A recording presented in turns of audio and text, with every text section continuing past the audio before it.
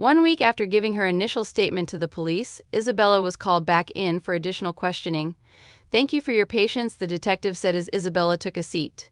"We've made some progress in processing your disturbing claims." Isabella felt her heart race. "What have you uncovered so far?" Isabella felt her heart pounding. "So what evidence do you have against my aunt and her accomplices?" The detective sighed heavily. "To be honest, our investigation hasn't uncovered anything conclusive yet." Isabella's stomach dropped. "What?" "But I told you every detail. I have photos and videos. I understand, and we're still looking into it," the detective said patiently. "But your aunt is vehemently denying the allegations." Panic rose in Isabella's throat. "To be continued, she's lying. You have to believe what she did to me." The detective held up a placating hand. "No one is calling you a liar. It's just a case of her word against yours so far." "So you're not arresting her?" Isabella cried. "What about the barbershop and that creepy clinic? Everyone we talked to is staying tight-lipped, likely paid off by your aunt," the detective explained apologetically. "We can't make any charges stick without solid evidence." Hot tears of frustration stung Isabella's eyes. After everything she had endured, her aunt was walking free. It wasn't fair. Tears burned Isabella's eyes as she exited the police station, her aunt swaggering arrogantly behind the detectives. "You failed this time, my dear niece," her aunt sneered as they reached the parking lot. "But did you really think your ridiculous lies would stick?" Isabella wheeled on her, fists clenched. "You know damn well I wasn't lying about anything. You tortured and abused me." Her aunt threw back her head and laughed cruelly. "Where's your proof? Those detectives didn't find a shred of evidence against me." "The barbershop has videos of you assaulting me," Isabella shouted desperately. "And that disgusting clinic you brought me to?"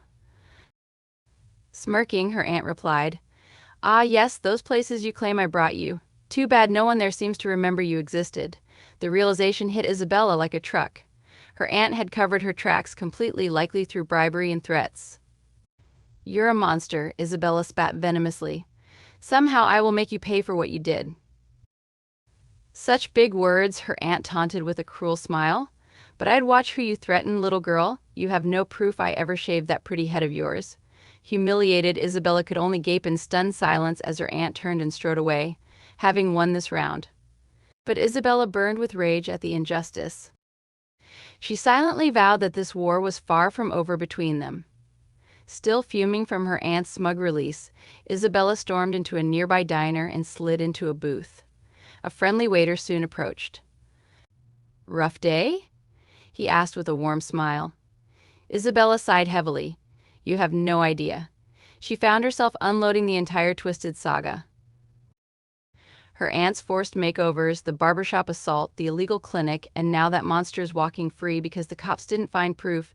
Isabella finished, trying not to cry. The waiter's jovial expression had turned grave. "My God, that's an incredible violation. I'm so sorry you went through that." Relief washed over Isabella that someone finally believed her story. "Thank you. I just want to expose her and make sure she can't hurt anyone else like that." An idea seemed to spark in the waiter's eyes. I might be able to help with that." Isabella looked at him quizzically as he slid into the booth across from her. "My brother runs this underground group, let's call it. They've taken down some twisted individuals before." "You mean like vigilantes?" Isabella asked nervously. The waiter's voice lowered, something like that. "Give me a few days and I'll set up a meet where you can plead your case to them directly." Though uncertain, Isabella nodded firmly. "Anything to finally get justice against that awful woman." The waiter stood, placing a hand on her shoulder. "Don't worry, Dave's crew always gets results by any means necessary." Isabella shifted nervously in the diner booth. "So this Dave's crew you mentioned, what exactly would they do to my aunt?" The waiter, who had introduced himself as Ferrick, gave her a measured look. "Let's just say they have ways of making problematic people disappear." A chill went down Isabella's spine. "I want justice." Ferrick held up a calming hand. Of course, Dave's methods are more creative than that, but highly effective in getting results." Despite her reservations, Isabella felt a perverse thrill. Finally, someone was taking her trauma seriously. "Okay, what do you need from me to set this in motion?" "Just get me a current photo of your aunt's and her home address. Farik replied. The crew will start doing recon right away. Isabella quickly pulled up a picture on her phone and scribbled down her aunt's address. She passed it to Farik trepidatiously. He pocketed the information with a conspiratorial wink. Don't worry, Dave works discreetly. Your aunt will never see this coming. Isabella gulped hard but nodded resolutely. Good. She deserves whatever's coming after what she put me through. A few nights later, Isabella's phone buzzed with a new number. It's go time, a gruff voice said. Look outside in 5 minutes. Her heart pounding, Isabella peered through the blinds and saw a sleek black sedan idling by the curb. Right on cue, her phone buzzed again. Get in. Steeling herself, Isabella crept outside and opened the rear door. 2 large men in ski masks filled the back seat. You the one with the problem, Aunt? One growled. Isabella nodded tremulously. Yes, that's me. The other man smirked. Then buckle up, sweetheart, we're going to solve that real quick. The car peeled away from the curb.